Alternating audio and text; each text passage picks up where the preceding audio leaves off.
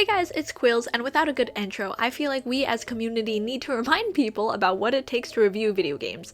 But Quills, all you have to do is play the game and write about it, I hear you say, and well yes, that can be as simplistic as it can get. However, there can also be complications that can add to the depth and value that can make your review a lot more honest and accurate, and while me myself am not an expert, I am a person with a brain. So let me put it to work and spell it out for some people about how to review video games. And if you guys couldn't tell, I'm definitely team for the sake of improvement and not for the sake of entertainment. I feel like we already have enough of those, you know? So number 1, know how to play games.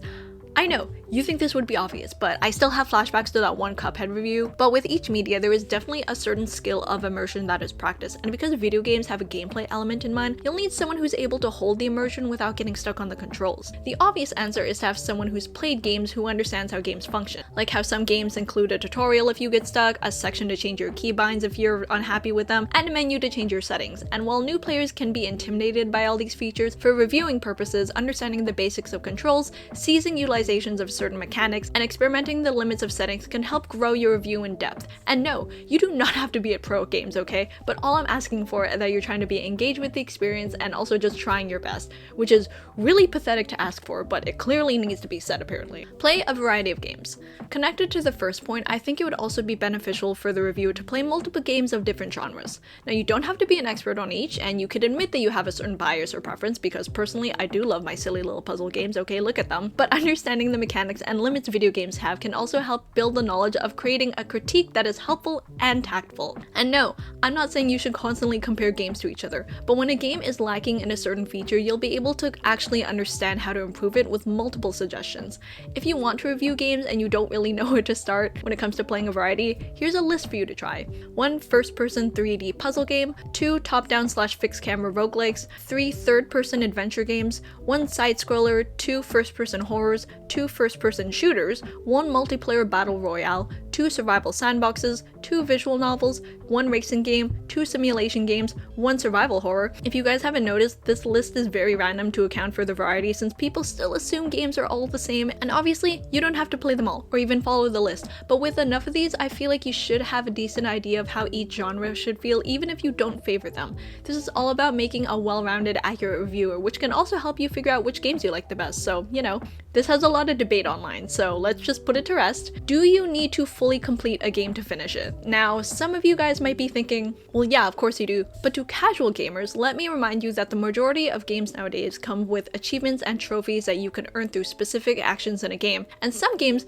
do not relate them to the main focus, okay? Some of them you really need to hunt for and can ruin the experience if you push yourself past the point of enjoyment. And then there are other games where you definitely need to finish until the end in order to get the actual picture of what the developer intended. So here's my take on the subject.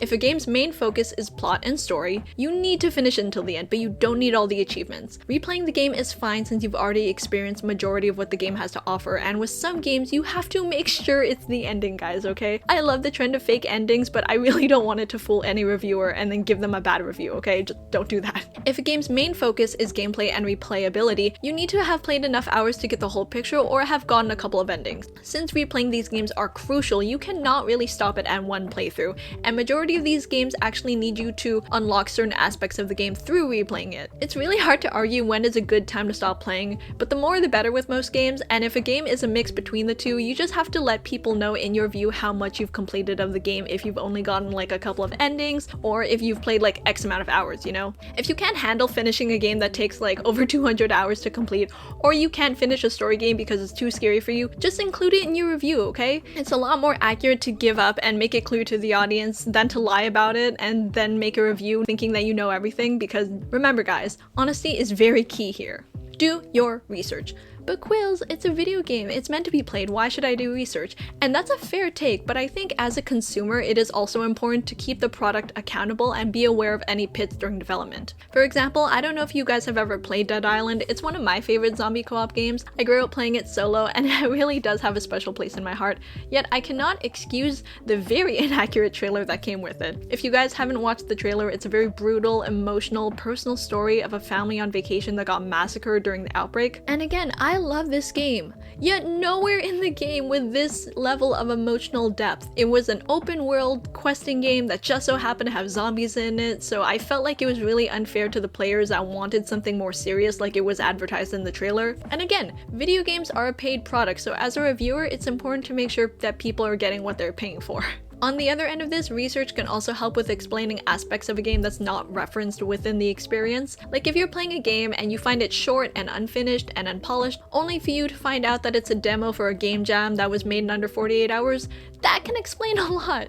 I cannot tell you how many times I've seen this happen with reviews where they clearly wanted something that the game never advertised itself as and then complained about it instead of just accepting the game for how it was. It's not fair to the developer or the consumers who see your review, so just please do some research. But I don't want to spoil the game, I hear you say, and to that I say let me finish, because I agree. I want to be aware of the development, but I also don't want to spoil the story, so here's the take that I think I have. You can play the game blind and then do the research after, or you can briefly look at the game page and the trailer and then play the game, and then you finish the research after. Personally, the latter is what I do because it feels like you're laying out the foundation of what to expect without going into detail.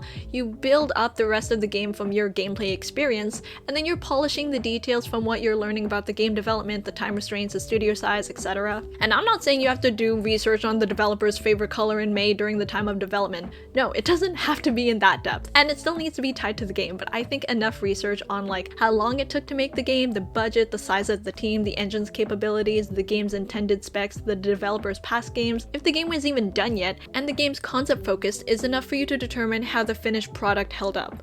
The review.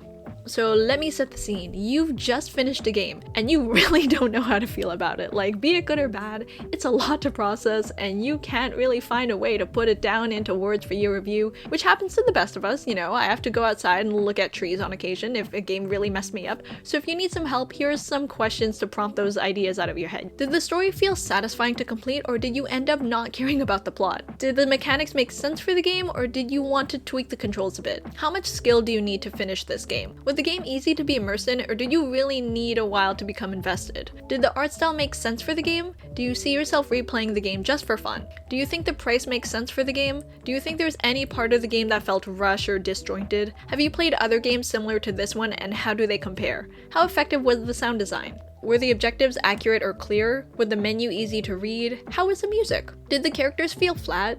Was there an overused mechanic that you did not enjoy? Was it fair to play even if you lost? Was it effective for a video game, or did it feel more like a book or movie? Did the gameplay confuse you? Did the game teach you anything? Do you think this game would have been better played on another platform? Can you pick it up and play it casually, or does it need your entire focus? Was there a part of the game that completely broke your immersion without intending to? What aspect do you wish the developers spent more time on? What are the specs, and do you think the game functioned well within them? Again, pick and choose if you want. This isn't like a checklist for each game you review, but it should help you develop your thoughts if you get lost, which, again, we've all been there. Some games just scramble me like eggs. Reviewing is a very difficult skill. You want to be able to communicate effectively about the highs and lows without sounding too petty or immature, but you also don't want to overhype a game that's really not worth it.